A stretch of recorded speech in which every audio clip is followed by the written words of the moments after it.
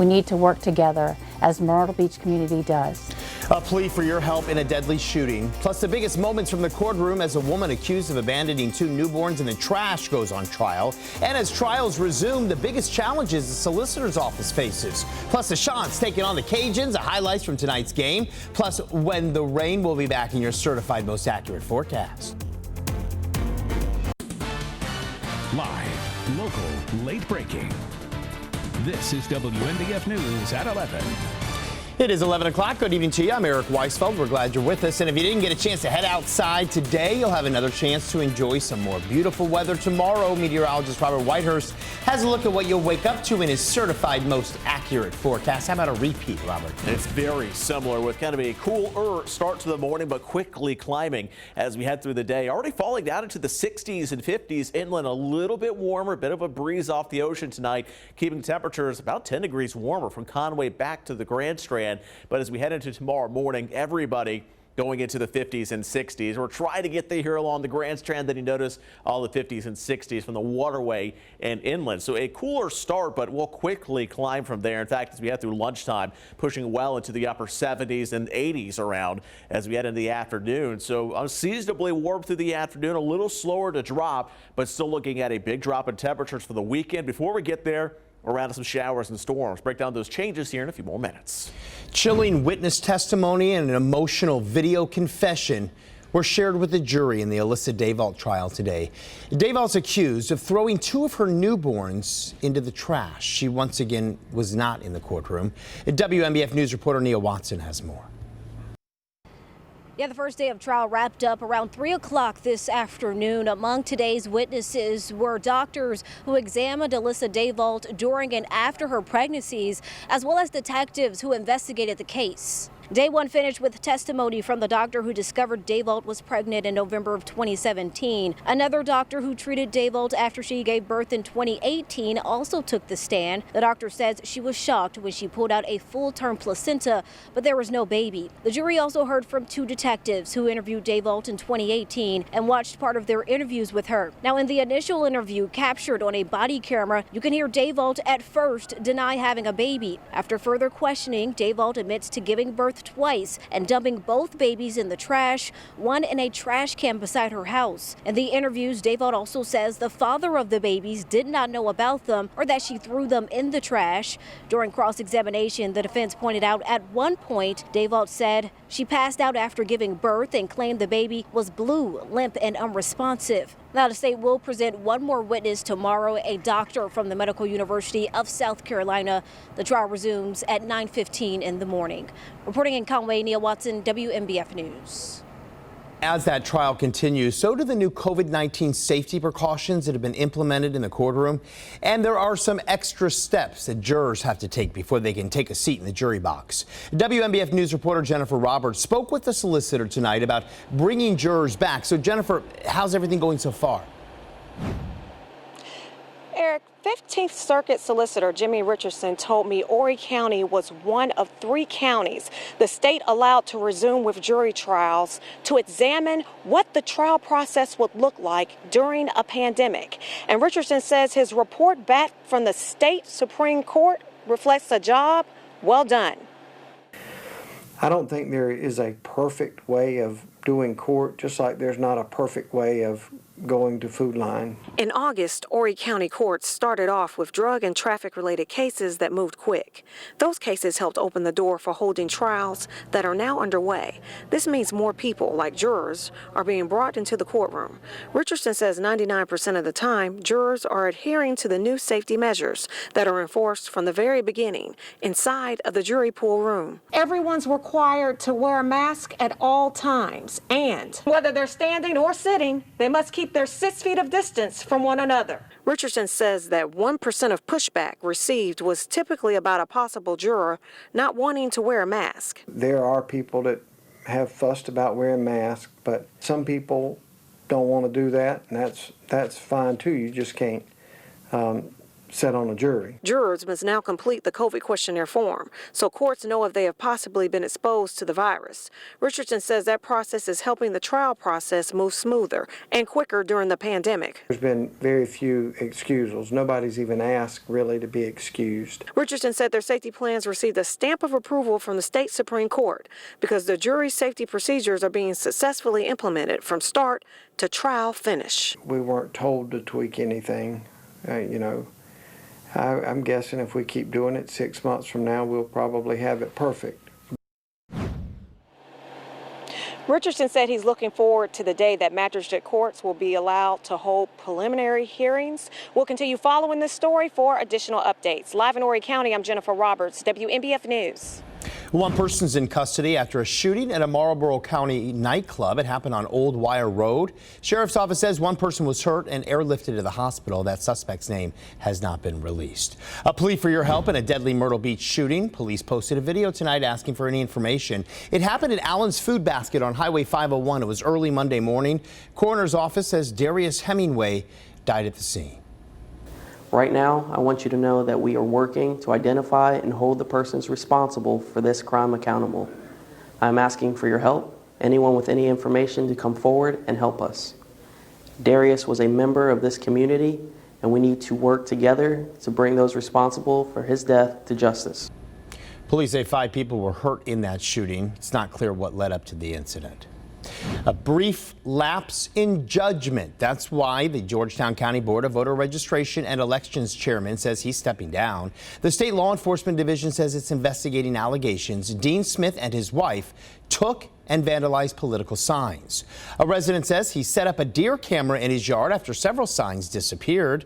That man took pictures of a person taking one sign and writing the word dump over the Trump name on another. The Georgetown Republican Party put photos on social media to help identify the person who damaged the signs and the person who drove her. Authorities identified the two as Dean and Rita Smith. SLED will now determine if they'll face charges. By the way, the Board of Elections is appointed by the legislative delegation.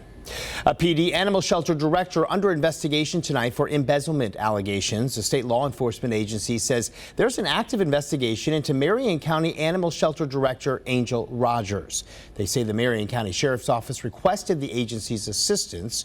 SLED says the investigation started around the end of June or early July. Marion County Administrator says a complaint came from the public. We've reached out to the animal shelter but have not heard back. A Myrtle Beach woman's educator certificate is revoked after she pled guilty to tax evasion and breach of trust charges. Jean Volz Loomis was arrested back in April of 2018 after officials say she didn't pay more than $34,000 in state income taxes. The State Board of Education says she also diverted money for personal use while she was the director of the child development for a church. Court records show she pled guilty to the charges in December of 2019 and was sentenced to 5 years suspended to 1 day and 5 years probation. The State Board of Education says she can reapply for certification after 3 years. Coastal Carolina University coming out on top in their matchup against UL Lafayette just a few minutes ago. Some close moments throughout the night with the game going into the half tied at 13 apiece. Both teams went into tonight's game undefeated and in the lead of their respective divisions in the Sun Belt Conference. Ahead in sports here at 11, Gabe McDonald breaks down some of the amazing plays of the night. You'll want to see that. And during tonight's game, the Shots paid special tribute to Myrtle Beach police officer Jacob Hancher. Hancher was killed October 3rd while responding to a call on 14th Avenue South. The players' helmets had this decal in the shape of a police badge reading PFC J. Hancher, end of watch, October 3rd, 2020. Nearly 80 new coronavirus cases reported today in Horry County. The Department of Health and Environmental Control says the percent positive in Horry County is 19.6%. That's out of about 400 tests. Statewide, there are 700 new cases. About 20 are in Florence County, 9 in Georgetown County. DHEC says 17 more people have died from this virus. That includes 1 person in Florence County and 1 in Georgetown County. Well, some help is coming for firefighters diagnosed with cancer. Governor Henry McMaster held a ceremonial bill signing for the Firefighter Cancer Healthcare Benefit Plan this morning. The law supports firefighters diagnosed with certain types of cancer they may have from working as firefighters. The state will provide a one-time payment of $20,000 per firefighter after their diagnosis and $12,000 a year to help cover medical expenses for cancer treatments. The state will also provide $75,000 to the family if a firefighter dies from cancer. So this is one more indication of the respect and understanding that our people of South Carolina have expressed through their elected representatives, understanding the importance and the critical, vital role that you play. That law goes into effect next July. Several firefighters from our area also made the trip to Columbia for today's bill signing. Members of Midway Fire Rescue and the wife of Battalion Chief Josh Carney attended today. Carney, you may remember, lost his battle to cancer in October of 2017. The department says there are still some hurdles, though, with paying for the program, but they're happy this part is complete. Horry County Fire Rescue says one of its members was at today's signing.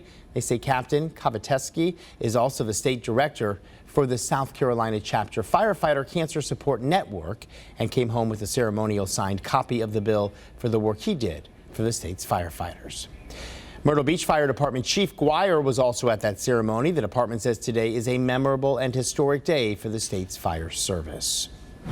One man's weight loss journey after traveling to Mexico for a medical procedure, how the coronavirus pandemic is impacting his progress and his future plans.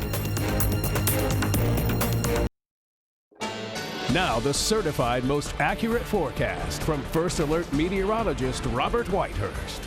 It's a fall-like start tomorrow morning, but turning warmer as we get into the afternoon. We'll have some 50s and 60s around for sunrise, but as early as 10 a.m., pushing into the 70s, approaching 80 through lunchtime.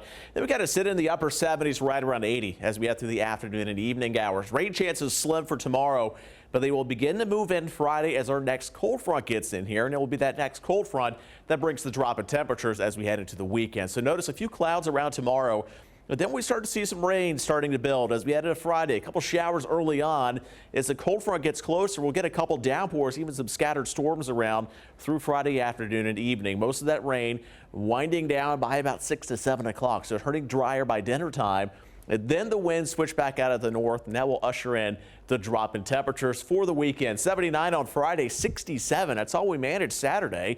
Gradually warming up through Sunday, returning to the 70s, but low humidity, cool mornings of 50s and 40s around both Saturday and Sunday. It'll start to warm up, though, as we head into next week. Kind of a brief drop here in the muggy meter. Notice it beginning to climb again, and we'll likely see more 80s in the forecast as we head into next week. The tropics showing some signs of life. 3 separate areas we're watching at this point, all of them with pretty low odds of development here over the next 4 to 5 days. But another 7 to 8 days down the road, 1 or 2 of these may try to slowly strengthen. Starting to see some signs of that. At this point, no immediate concerns, but something we'll need to watch another week or so down the road. Here's the next 7 days here. It is dry other than Friday with a couple downpours around, an isolated storm through Friday. Otherwise, it is dry through the weekend.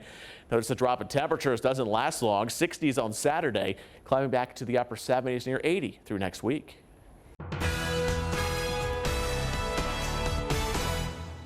For the past year, we looked into the world of medical tourism, learning about the industry and how many people participate in this growing market. You may remember my 2-part series on the topic called Fighting for My Life, where I interviewed Will Smink, a former co-worker, who after years of dealing with weight issues and bullying, he decided to turn his life around. Will traveled to Tijuana, Mexico and underwent bariatric surgery, a procedure he wasn't able to afford in the United States. I interviewed Will 1 year later to the day to see how he was doing to follow up on his progress since surgery and see how the coronavirus pandemic impacted an industry so many use to change or save their lives. My highest weight, I was 416 pounds. 416 pounds. Yeah. Unrecognizable. This morning I weighed in at 195 pounds. You're literally like more than half. Yeah. In addition to the physical changes you can see in Will, like the 220 pounds he's lost in a year, he's been able to experience things for the very first time. Just coming down here, like, it was the most comfortable I've ever felt sitting in an economy seat on a plane. No seatbelt extender, no having to like reserve a second seat. What may seem like normal day-to-day occurrences for some. I went to a theme park and I fit on the rides for the first time since I can remember. Putting the lap bar on for the first time, it was so emotional. I was ready to cry right there. You've been able to consistently keep the weight off just by walking. Yeah, just by walking. And it's been amazing because like everybody's been saying like everybody's been like gaining weight during the pandemic and everything, but like here I feel like I'm the only one that's been losing weight. When the coronavirus pandemic hit, borders started to close to United States travelers, and right now there are only 8 countries open to U.S. citizens: Albania, Belarus, Brazil, Mexico, North Macedonia, Serbia, Turkey, and Zambia. Out of these 8 countries, only Mexico and Turkey rank high on the top medical tourism destinations. According to a recent study, before the pandemic hit, the global medical tourism industry was worth around $70 billion, with the U.S. medical tourism industry bringing in $6.7 billion. Not only were borders closed, but people, no matter what country you call home, had to decide if that surgery was worth it. The weight loss program in Tijuana that Will used, called A Lighter Me, responded to our questions via email regarding the impacts of the coronavirus. The patient coordinator says, quote, "The pandemic has forced a lot of changes, issues that we didn't anticipate. While the business of surgery itself is still ongoing, the issue has been with passports," end quote. At one point, the doctor's office had to close briefly to redo the operating rooms with different filters and breathing masks. Surgeries were halted in March, but we're told they have since picked back up. The hotel industry in some countries, specifically Mexico, rely on these medical tourists to boost their revenue. And when it comes to screening for COVID-19, the company says, quote, "Personal patient requirements of masks was not required in Mexico, but often you see them anyway." They went on to say patients are screened upon intake, end quote. And this was the year Will was set to undergo the skin removal process following his weight loss. But with everything going on, Will says now isn't the time. Ever since I lost all this weight, there's obviously a lot of loose skin that needs to be attended to, a lot under my arms that I don't really feel comfortable with. Do you plan to go back to Tijuana? If I can get it covered here in the States, probably not. If not, I would definitely consider going there. There was moments you wanted to give up. Absolutely, yeah. There was one point where with this weight loss process, like you will experience stalls. There was a time where like I went through a stall for a good month. Like I was not losing weight. I was actually starting to gain a little weight here and there. Will eventually broke through that wall and he kept shedding the pounds. To anyone who's like really considering the surgery, I'd say go for it. Absolutely go for it. I'd do your homework first, see if it's covered by insurance here in the States. And ultimately for Will, his future is looking up. He's becoming more adventurous. He hopes to go skydiving one day. He gets outside more. He went bike riding for the first time, and most importantly, he's staying healthy. In the studio, Audrey Bisk, WMBF News. Ahead in sports, we're looking forward to the game of the week, what the Carolina Forest Panthers are keeping an eye on as they get ready to take on those Sauk City Braves.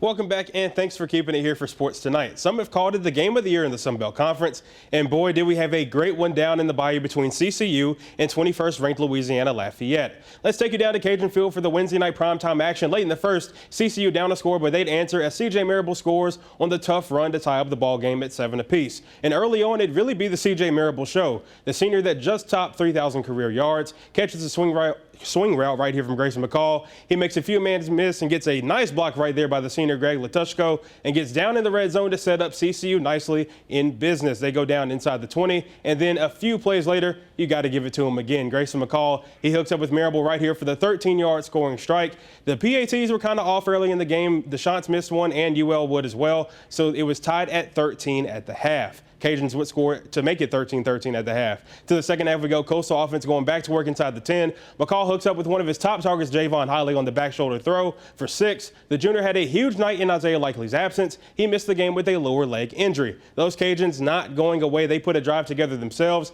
and senior Elijah Mitchell caps it off with a touchdown run from 9 yards out, and we're back tied up at 20 late in the third quarter. After a pick by Jordan Morris, his first of his CCU career, the Chants would retake the lead early in the fourth. McCall rolling out, but he can't find a man, so he just does it himself. Tough scoring run for the freshman to give CCU a 1-touchdown lead once again there in the fourth quarter, but there's still plenty of time left, and the Cajuns certainly made the most of it. Following a 51-yard run by quarterback Levi Lewis, Elijah Mitchell plunges in from a yard out for his second score of the evening, and now it's a 27-27 ball game. And after forcing a UL Lafayette punt, the Chants would get the ball back with under 6 minutes to play. They go on the drive of the game, and with just 4 seconds left, you just saw there, Massimo Biscardi kicks it straight down the pipe to put Coastal up 3, and that, ladies and gents, would be your ball game. Huge win for CCU as they get their first victory over an AP top 25 opponent. 30-27 was your final. What a game down in Lafayette. All right, let's drop down to high school as we continue previewing our extra point game of the week between Carolina Forest and Socastee. This Region 6 5A rivalry has been rather one-sided as of late, with the Braves being down in recent years. However, this year we could see a shift. Socastee currently sits at 2-1 and holds the second place spot in the region. The Braves are led offensively by quarterback Jake Marlowe, and they boast a stingy defense that has shown its ability to cause turnovers. The hot start by the Braves has the Panthers on notice. They're winning. They're finding ways to win, and we haven't seen that in a while from Socastee. And they have a couple good players that we're looking out for, and we're ready for them. I think Coach Hampton and his staff's doing a great job. I mean, they're very organized on offense, very well coached. Defense is flying around the football. I mean, they're doing what it takes to win football games, and they're going to be well coached Friday night, and they'll be ready to go. And you know, being the game of the week on TV at their place, I mean, I'm sure there'll be a lot of excitement over that, and hopefully we'll be up to the challenge. And coming up tomorrow, we'll continue our previews with the Socastee Braves. That's going to do it for sports. Eric, I'm going to send it back to you. Very good, Gabe. Thank you. An effort to show how bike-friendly our community is, how you can help bring the designation to part of the Grand Strand.